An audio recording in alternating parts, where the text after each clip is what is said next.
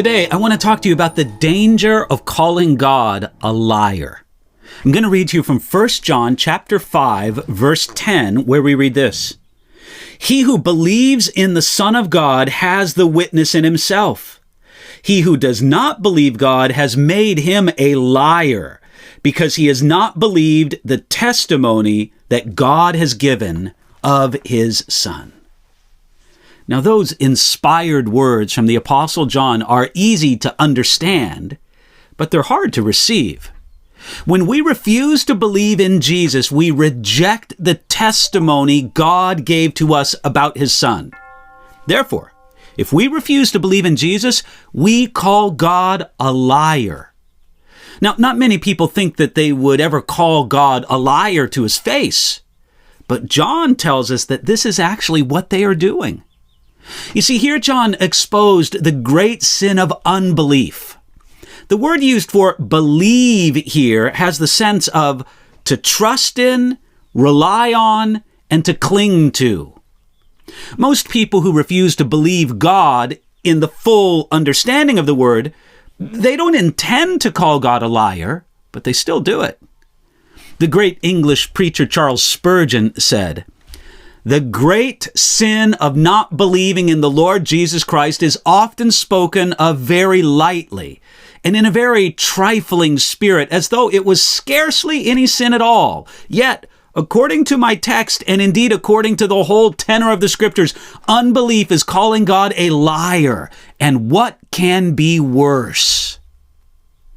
You know, these days it's common for someone to say, "Well, I want to believe, but I can't."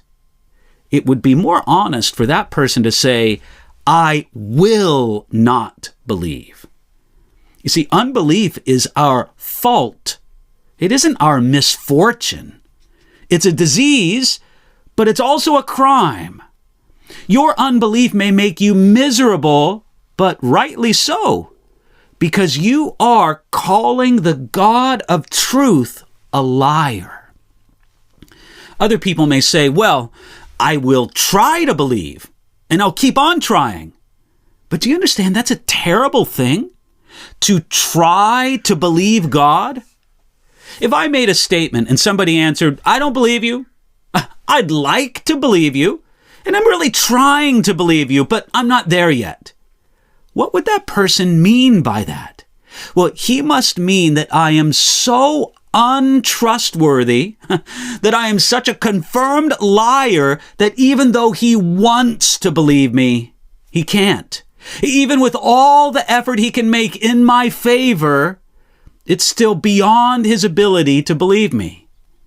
When someone says, "I'm trying to believe God," isn't that saying the same thing? There is no passage in the Bible that says, "Try and believe." It merely says, "Believe in the Lord Jesus Christ. He is the Son of God. He has proved it by his miracles. He died to save sinners. Therefore, trust Jesus." Jesus Christ deserves your total trust and even your childlike confidence. Now, will you refuse to give Jesus these things? Please, don't be guilty of calling God a liar. None of us wants to do that. So, trust God today. Let God speak to you through his word, and then believe what he says to you.